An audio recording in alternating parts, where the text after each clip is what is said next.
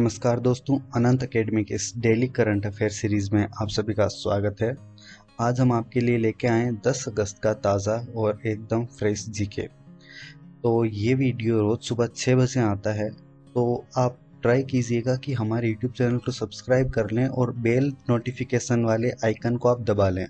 तो उससे होगा क्या कि आपको रोज़ सुबह 6 बजे हमारे वीडियो के अपडेट आपको मिलते रहेंगे और आप करंट अफेयर का प्रिपरेशन हमारे वीडियो को देख के इजीली कर पाएंगे। तो आज का जो ज्ञान है वो है कि अगर तुम्हें किसी चीज़ में बेस्ट होना है तो तुम्हें वह करना पड़ेगा जो लोग नहीं करना चाहते। और ये बात माइकल फेल्प्स ने कही है, जो ओलंपिक की हिस्ट्री में एक जाने माने नाम है, क्योंकि एकमात्र ऐसे व्यक्ति हैं जिन्होंने 28 के आसपास गोल्ड मेडल हासिल किए हैं।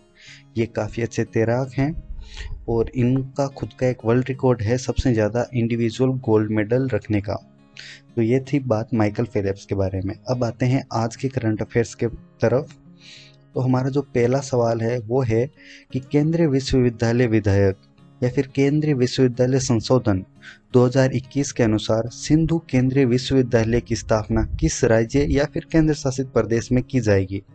तो जैसा कि आपको पता है कि केंद्र शासित प्रदेश या फिर राज्य है, तो वहाँ पे आपको दो मतलब कि अगर आपको 4 ऑप्शन मिलते हैं तो वहाँ पे आपको सिर्फ 2 ऑप्शन अब देखने को मिल जाएंगे, क्योंकि वो राज्य भी हो सकता है और केंद्र शासित प्रदेश भी। तो आपका ऑप्शन वहाँ पे लद्दाख आ जाता है। लद्दाख या फिर कश्मीर में से आपको सेलेक्ट करना होगा, बाकी के 2 ऑप्शन आप उसी टाइम रिजेक्ट कर सकते हैं। तो इसका सही जवाब है लद्दाख। और इसके बारे में और आप जानकारी ले सकते हैं कि 6 अगस्त 2021 को केंद्र शासित प्रदेश लद्दाख में एक केंद्रीय विश्वविद्यालय स्थापित करने के लिए एक विधेयक लोकसभा में पारित किया गया। केंद्रीय विश्वविद्यालय विधेयक 2021 के बारे में अपने संक्षिप्त बयान में शिक्षा मंत्री धर्मेंद्र प्रधान ने कहा कि हर साल लगभग 7,000 छात्र शिक्षा के लिए लद्दाख से बाहर जाते हैं और केंद्रीय विश्वविद्यालय की स्थापना के साथ छात्रों को वहीं पर पढ़ाई करने का अवसर मिलेगा। सिंधु केंद्रीय विश्वविद्यालय की स्थापना 760 करोड़ रुपए की लागत से की जाएगी। तो अगर ये विश्वविद्यालय बन जाता है तो 7,000 छात्र जो कि लद्दाख से बाहर पढ़ाई करने के लिए जाते हैं, वो लद्दाख के अंदर रहकर अपना विश्वविद्यालय में अपने मतलब कि कॉलेज की शिक्षा पूरी कर पाएंगे। अब आते हैं अगले सवाल की तरफ। मौजूदा सिंधु जल संधि के अनुसार किन 3 नदियों का सारा पानी भारत को अप्रतिबंधित उपयोग के लिए आवंटित किया गया है।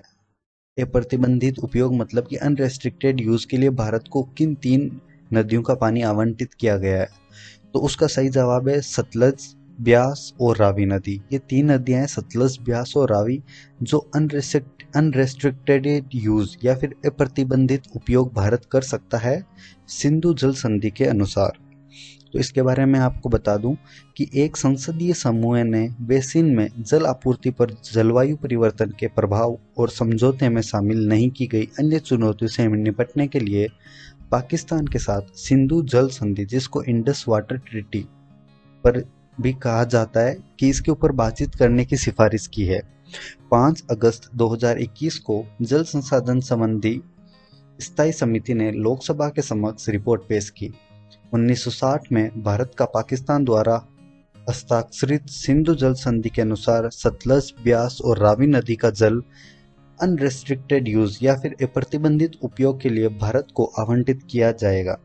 सिंधु, झेलम और चिनाब नदियों का अधिकांश जल पाकिस्तान को आवंटित किया गया है और सतलज, ब्यास और रावी नदी का पानी भारत बिना कोई रेस्ट्रिक्शन के उपयोग में ले सकता है।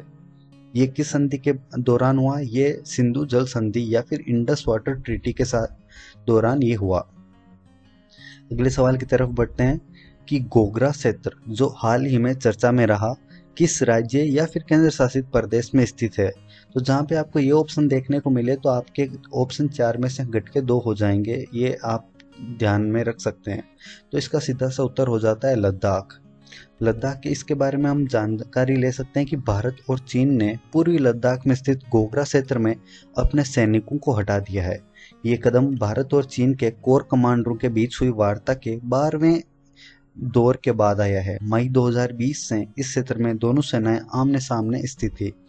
इस टॉपिक के ऊपर हमने वीडियो में डिस्क्राइब भी किया था, जो मतलब कि कल का जीके था, करंट अफेयर्स। अगर आप रोजाना वीडियो देखते हैं तो ये चीज़ आज के जीके में आई है, लेकिन कल भी इस बात पे हमने हल्का सा डिस्कशन किया था और आज इस पे डिटेल में कर रहे हैं। तो ये चीज़ें अगर आप रेगुलर रहेंगे, अगर हमारे चैनल को सब्सक्राइब करेंगे, तो ये चीज़ें आपको अपडेट मिलती रहेगी। अब आते हैं अगले सवाल की तरफ कि राष्ट्रीय हथकरघा दिवस या नेशनल हैंडलूम डे किस तारीख को मनाया जाता है। तो इसका सही जवाब है 7 अगस्त। जो भी 7 अगस्त गई है, हर 7 अगस्त को नेशनल हैंडलूम डे, जिसको राष्ट्रीय हथकरघा दिवस भी कहा जाता है, वो मनाया जाता है। इसके बारे में बता दें कि 7 अगस्त 2021 को वस्त्र मंत्रालय द्वारा राष्ट्रीय हथकरघा दिवस या फिर नेशनल हैंडलूम डे मनाया गया है। इस दिवस के द्वारा भारत के सामाजिक आर्थिक विकास में हथकरघा बुनाई समुदाय के योगदान को सम्मानित किया गया है। अगले सवाल की तरफ आते हैं कि पीएम दक्ष योजना को कौन सा मंत्रालय लागू कर रहा है। तो पीएम दक्ष योजना या फिर पीएम दक्ष योजना को कौन सा मंत्रालय लागू कर रहा है। तो इसको लागू कर रहा है सामाजिक न्याय और अधिकारिता मंत्रालय। सामाजिक न्याय और अधिकारिता मंत्रालय पीएम दक्ष योजना को लागू कर रहा है।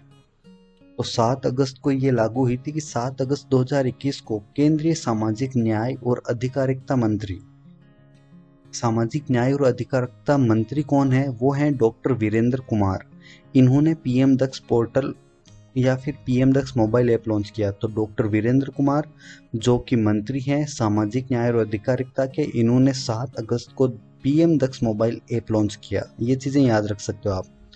अनुसूचित जाति, पिछड़ा वर्ग और सफाई कर्मचारियों के लक्षित समूह के लिए कौशल विकास योजनाओं को सुलभ बनाने के लिए सामाजिक न्याय और अधिकारिता मंत्रालय द्वारा NEZD के सहयोग से इस पोर्टल को विकसित किया गया है और इसको 7 अगस्त को लॉन्च किया गया है डॉक्टर वीरेंद्र कुमार के द्वारा। अब आ जाते हैं कुछ पॉइंट्स की तरफ। जो है सीमा सड़क संगठन, बॉर्डर रोड ऑर्गेनाइजेशन ने भारत की आज़ादी के 75 साल पूरे होने के उपलक्ष्य में आज़ादी का अमृत महोत्सव के अपने समारोह की शुरुआत की है। तो आज़ादी का अमृत महोत्सव किसने शुरू किया है, वो शुरू किया है BRO या फिर सीमा सड़क संगठन ने। कौन सा महोत्सव शुरू किया है, आज़ादी का अमृत महोत्सव। इसके बाद में आते हैं कि भारत को जल्द ही अपना छठा कोविड-19 वैक्सीन मिल जाएगा, क्योंकि दवा कंपनियां जाइडस कैडिला की सुई मुक्त कोविड-19 वैक्सीन, जिसे ZYCOVD कहा जाता है, को आपातकालीन उपयोग के लिए मंजूरी मिल गई है। हमने कल आपको बताया था कि जॉनसन एंड जॉनसन को भी मंजूरी मिल गई है। उससे पहले रसिया की स्पुतनिक को मिली थी। 2 वैक्सीन, कोवैक्सीन और कोविशील्ड भारत की है, और फाइजर जो कि अमेरिका की है, उसको भी मंजूरी मिल गई है। तो अब जाइडस कैडिला को मिला के टोटल भारत के पास अब 6 वैक्सीन हैं, जिनको भारत में कहीं पे भी उपयोग में लिया जा सकता है। तो जॉनसन एंड जॉनसन वाला वीडियो में आपके आई बटन में ऊपर आपको दिख जाएगा, तो वो आप देख सकते हैं चाहें तो। और बाकी अगर आपको हमारा ये वीडियो पसंद आया तो हमारे चैनल को सब्सक्राइब करें, ताकि आपको नोटिफिकेशंस मिलते रहे और सुबह 6 बजे रोज आपको करंट अफेयर से आप अपडेटेड रहें। So thank you and have a nice day. जय हिंद, जय भारत।